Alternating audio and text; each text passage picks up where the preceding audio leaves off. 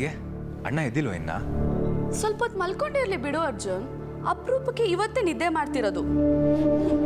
ಆದ್ರೂ ಈ ಮನೇಲಿ ನಿಮ್ಮ ಸುಖ ನಿಮ್ಮ ಅಣ್ಣಂಗಿಲ್ಲ ಬಿಡು. ವಾದ ವಿವಾದಗಳಿಗೆ ನನಗೆ ಟೈಮ್ ಇಲ್ಲ. ಸಾರಿ ಅಣ್ಣ. ಅಣ್ಣ ಅಣ್ಣ ಅಣ್ಣ ಅಣ್ಣ ಎದ್ದೇಳೋ. ಅಣ್ಣ ಎದ್ದೇಳೋ. ಏನೋ ನಿಂದು ಬೆಳಗ್ಗೆನೆ. ನಿನ್ನೆ ಏನಾಯ್ತು ಗೊತ್ತಾ? ಏನು ಹೇಳ್ಬೇಡ ನೀನು, ನಾನೇ ಹೇಳ್ತೀನಿ. ನಿನಗೋ ಹಾಡು ಕೇಳಿಸಿರುತ್ತೆ, ಎದ್ದಿರ್ತೀಯ, ಅದನ್ನ ಹಿಂಬಾಲಿಸ್ಕೊಂಡು ಹೋಗಿರ್ತೀಯ. ಹಾವು ಕಚ್ಚಿರುತ್ತೆ, ಆಮೇಲೆ ನೀನು ಎದ್ದೇಳ್ತೀಯ. ಅದು ನೋಡಿದ್ರೆ ಕನಸು ಅಷ್ಟೇ ತಾನೇ? ಲೋ ಅಣ್ಣ, ನೆನೆ ಕನ್ಸು ಬಿದ್ದಿಲ್ಲ ಕಣೋ ನನಗೆ. ಎದ್ದೇಳೋ. ಅರ್ಜುನ್ ಏನೋ ನಿಂದು. ಅವನೇನು ಹೇಳ್ತಾನೋ ಪೂರ್ತಿ ಕೇಳಿಸ್ಕೊಂಡು ಕಳಿಸಿ, ಇಲ್ಲ ನಿಮಗೆ ನಿದ್ದೆ ಮಾಡಕ್ ಬಿಡಲ್ಲ ಅಷ್ಟೇ. ಅಣ್ಣ ಇಲ್ಲಿ ಕೇಳೋ. ಏನೋ ಅರ್ಜುನ್ ನಿಂದು. ನಿನ್ನೆ ರಾತ್ರಿ ನನಗೆ ಕನಸು ಬಿದ್ದಿರಲಿಲ್ಲ. ನಾನೇ ನಡ್ಕೊಂಡು ದೂರ ಹೋಗಿದ್ದೆ. ಆಮೇಲೆ ಚಿಕ್ಕಪ್ಪ ಕರ್ಕೊಂಡ್ಬಂದ್ರು ನನ್ನ. ಎಲ್ಲಿ ಹೋಗಿದ್ದೆ, ಯಾಕೆ ಹೋಗಿದ್ದೆ ಅಂತ ಗೊತ್ತೇ ಆಗಲಿಲ್ಲ ಮನೆಗೆ ಬರೋವರೆಗೂ. ತಮಗೆ ನಿದ್ರೆಯಲ್ಲಿ ನಡೆಯೋ ರೋಗ ಬೇರೆ ಇದೆಯೋ? ಮುಗೀತ್ ಬಿಡು ಅಲ್ಲಿಗೆ. ಅದಕ್ಕೆ ಎಲ್ಲದನ್ನೂ ವ್ಯಂಗ್ಯ ಮಾಡಬೇಡಿ ಪ್ಲೀಸ್. ಹೋಗ್ಲಿ ಬಿಡ, ನೀನು ಹೇಳು. ದಿಮ್ ಮೇಲೆ ತಲೆ ಇಟ್ಟಿದ್ದಷ್ಟೇ ಯಾವುದೋ ಹಾಡು ಕೇಳೋಕ್ಕೆ ಶುರುವಾಯಿತು. ನನಗೂ ಒಂಥರ ಕ್ಯೂರಿಯಾಸಿಟಿ. ಹಾಗೆ ಫಾಲೋ ಮಾಡಿದೆ. ಯಾವುದೋ ಒಂದು ಹುಡುಗಿ ದೇವಸ್ಥಾನದ ಕಂಬಕ್ಕೆ ಹೊರಗೆ ಕೂತಿದ್ಲು. ಮಾತಾಡ್ತೀಯಾ? ಹುಡುಗಿ ಮುಖ ನೋಡ್ತೀಯಾ? ಪರಿಚಯ ಮಾಡ್ಕೊಂಡ್ಯಾ? ಅಷ್ಟರಲ್ಲಿ ಚಿಕ್ಕಪ್ಪ ಬಂದರು. ಆಗಲೇ ನನಗೆ ಗೊತ್ತಾಗದೆ ದುರ್ಗಾಪುರದ ದೇವಸ್ಥಾನಕ್ಕೆ ಹೋಗಿದ್ದೀನಿ ಅಂತ. ನನಗೆ ಆಶ್ಚರ್ಯ ಆಗ್ತಾ ಇದೆ ಈಗ.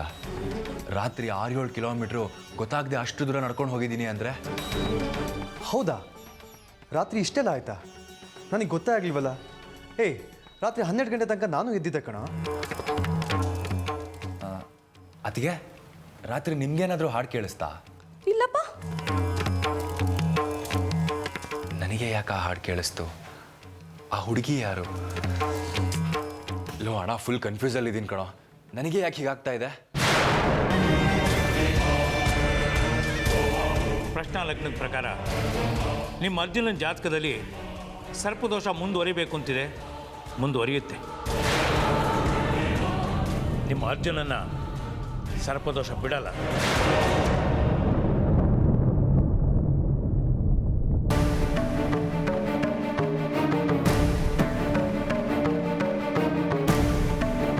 ನಮಸ್ಕಾರ ಪುರೋಹಿತ್ರೆ. ತಾವು ಇವತ್ತು ಸ್ವಲ್ಪ ಮನೆ ಹತ್ರ ಬಂದು ಹೋಗೋಕ್ಕಾಗತ್ತಾ? ನಿಮ್ಮ ಹತ್ರ ಒಂದು ಮುಖ್ಯವಾದ ವಿಷಯ ಮಾತಾಡೋದಿತ್ತು.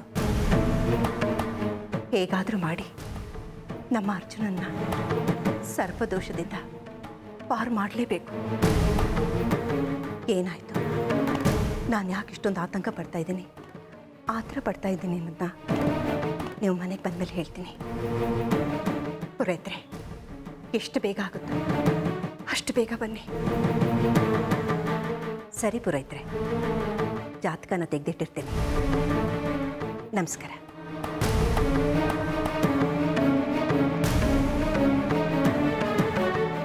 ಹೇಮಾ, ಅರ್ಜುನದು ಜಾತಕ ತೆಗೆದಿಡು. ಪುರೋಹಿತರು ಬರ್ತಾರೆ. ಯಾವಾಗತ್ತೆಮ್ಮ ನಮ್ಮ ಅರ್ಜುನ್ಗೆ ಸರ್ಪದೋಷದಿಂದ ಪರಿಹಾರ ಸಿಗೋದು? ಮೊನ್ನೆ ನಡಿಬೇಕಾದ ಹೋಮ ನಿಂತೋದಾಗಿಂದ ನನಗಂತೂ ನಿದ್ದೆನೇ ಬರ್ತಾ ಇಲ್ಲ. ತಪ್ಪಿಗೆ ಕ್ಷಮೆ, ದೋಷಕ್ಕೆ ಪರಿಹಾರ, ಪ್ರಶ್ನೆಗೆ ಉತ್ತರ ಇದ್ದೇ ಇರುತ್ತೆ. ಆದರೆ ಭಗವಂತನ ಕೃಪೆ ಇರಬೇಕು ಅಷ್ಟೇ. ನಮ್ಮ ಅರ್ಜುನ ಹೇಳಿದ ಮಾತನ್ನ ಕೇಳಲ್ಲ, ಕಂಡು ತಿರುಗ್ತಾನೆ. ನಮ್ಮ ಆತಂಕ, ನಮ್ಮ ಸಂಕಟ ಅವನಿಗೆ ಅರ್ಥನೇ ಆಗಲ್ಲ. ಈಗಿನ ಕಾಲದ ಹುಡುಗರಿಗೆ ಜಾತಕ, ದೇವ್ರ ಮೇಲೆ ನಂಬಿಕೆನೇ ಹೋಗ್ತಾ ಇದೆ. ಎಲ್ಲರೂ ಸುಳ್ಳು ಹೇಳ್ತಿರ್ಬೋದು, ಆದರೆ ಜ್ಯೋತಿಷ್ಯ ಸುಳ್ಳಲ್ವಲ್ಲ. ಈಶ್ವರನಿಗೆ ದೀಪ ಹಚ್ತೀನಿ.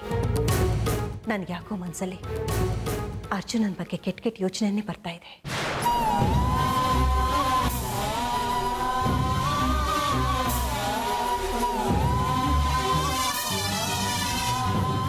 ಅರ್ಜುನ್ ಬಗ್ಗೆ ನನಗೂ ಚಿಂತೆ ಇದೆ ಅತ್ತೆಮ್ಮ. ನೀವು ಹೇಳ್ಕೊತಾ ಇದ್ದೀರಾ, ನಾ ಹೇಳ್ಕೊತಾ ಇಲ್ಲ ಅಷ್ಟೆ. ಹಾವುಗಳು ಅಂದರೆ ಅರ್ಜುನ್ಗೆ ತುಂಬ ಕಾಳಜಿ. ಆದರೂ ಸರ್ಪದೋಷ. ಒಬ್ಬ ತಂದೆ